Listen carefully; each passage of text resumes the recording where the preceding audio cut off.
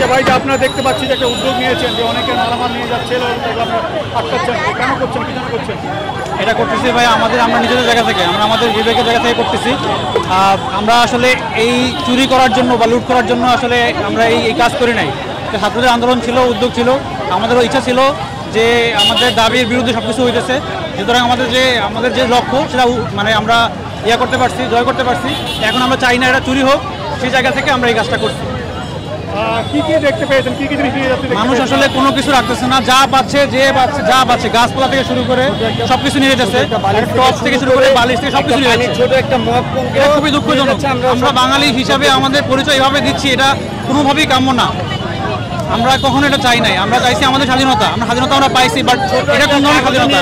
তার মানে তো এরা অবহেলা হতে পারে না। এই জন্য আমরা আটকাচ্ছি মানুষের থেকে এগুলো রাখে দিচ্ছি। আপনার যে এটা আটকাতে যে কি কোনো বাধার সম্মুখীন হচ্ছে? বাধার সম্মুখীন বলতে অবশ্যই মানুষজন দিতে যাচ্ছে না, জোর করতে হচ্ছে। মানুষজন প্রত্যেকে বলছে তার স্মৃতি হিসাবে নেওয়ার জন্য, এটা কোনো মানে নেই আসলে। এই জন্য আমরা চেষ্টা করতেছি তাদের কাছে রাখার জন্য। কারা করছেন এবং কতজন মিলে করছেন? সাধারণ মানুষজন, এখানে কোনো নাই। আমরা স্টুডেন্টরা সবাই স্বেচ্ছায় ভলান্টিয়ার হিসেবে আছে, কোনো নির্দিষ্ট সংখ্যা নেই এখানে। এখানে আমরা নিজেদের দায়িত্ব থেকে সবাই দাঁড়াইছে, ওর পর থেকে আমরা যাওয়ার চেষ্টা করছি। এরকম কোনো নির্দিষ্ট থেকে আমরা আসি নাই, কোনো সংগঠন না, কোনো না। আমরা সবাই সাধারণ ছাত্র থেকে আপনার একটু পরিচয়। আমার নাম মোহাম্মদ খায়রুজ্জামান হিমেল।